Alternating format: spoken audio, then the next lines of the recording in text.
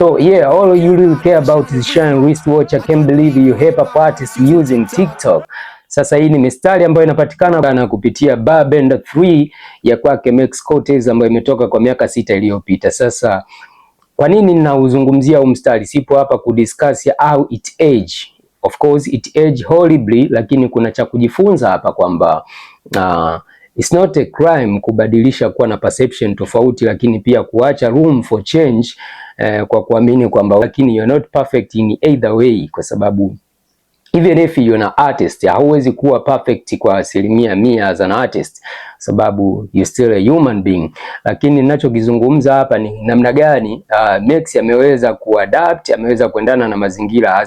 Unaweza ukasikia mistari hiyo inaashiria kwamba alikuwa akiwa na ni mtu ambaye haamini. Sasa leo katika pitapita zangu nimekutana na akaunti ya TikTok ambayo kwa kuifuatilia na activities zake zinazoendelea recently nimegundua kwamba kuna uwezekano mkubwa ikawa inakuwa run na Max Cortez mwenyewe. So nikalifaa na ule mstari ulikuwa unazungumza nini hapa. Ilikuwa ni kipindi ambacho mtizamo pengine kuelekea mitandao ya kijamii as a rapper kwake Max Cortez ilikuwa ni kitu kigumu kidogo, hususan mtandao kama TikTok ambao alikuwa kuna namna ambavyo yeye anautizama and akaona kabisa rapper hawezi kuwa ni sehemu ya kile ambacho kinafanyika TikTok. So that was artistic beliefs, kwa maana kwamba unaweza kuamini chochote, ukaamini uwezo wako, ukaamini kila kitu ambacho unakiendea ni sahihi, and at some point huwa inageuka inakuwa kama itikadi. So which is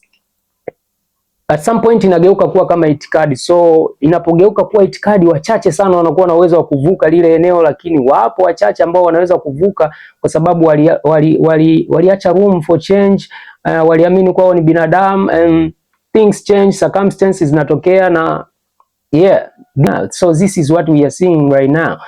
Kwa maana kwamba Max Cortez wa miaka 6 iliyopita alikuwa aamini hata kama rapper anaweza kuwa ni sehemu ya watumiaji wa mtandao wa TikTok, wa kuamini kwamba anahitaji TikTok kuwafikia audience ambayo yeye anaitamani. Lakini tizama leo hii he is using TikTok kupromote kazi zake, watu kibao wana engage naye kupitia TikTok.